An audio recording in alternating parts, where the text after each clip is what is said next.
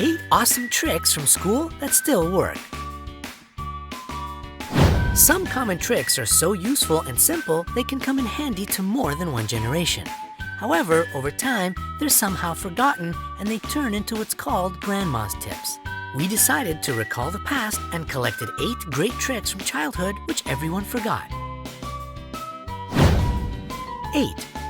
Determine the time left before sunset. Do you know how to determine time without a clock?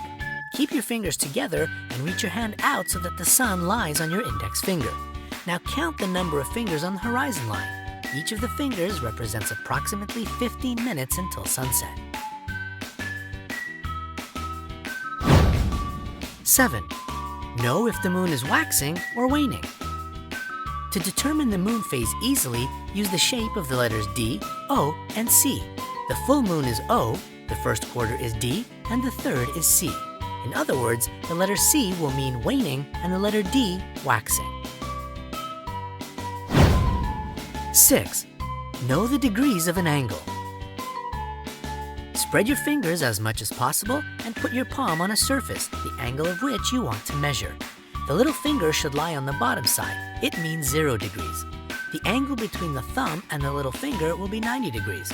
The angle between the little finger and the other fingers are, respectively, 30 degrees, 45 degrees, and 60 degrees. 5. Memory trick. To remember Roman numerals, you can use this phrase: "My dear cat loves extra vitamins intensely."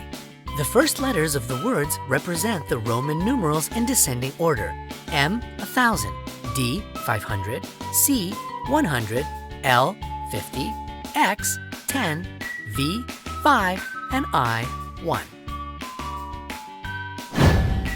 4. Check battery quality.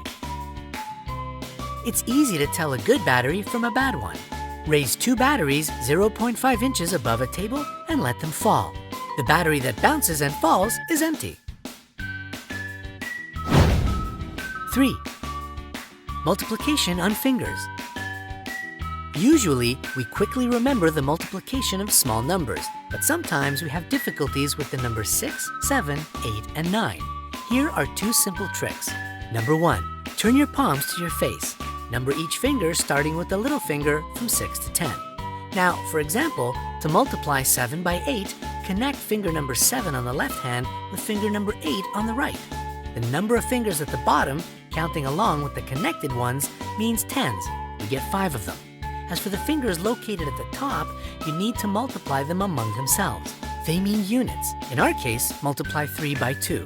Answer is 7 times 8 equals 56. This way, you can quickly multiply by 6, 7, and 8. Number 2, to multiply by 9, straighten your fingers and put your hands on a table with your palms down.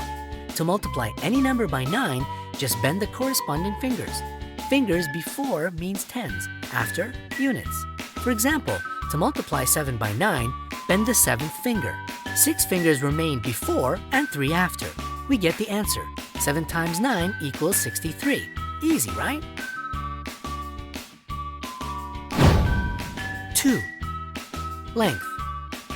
If you need to measure an object approximately but there's no ruler at hand, you can use the fingers of one hand.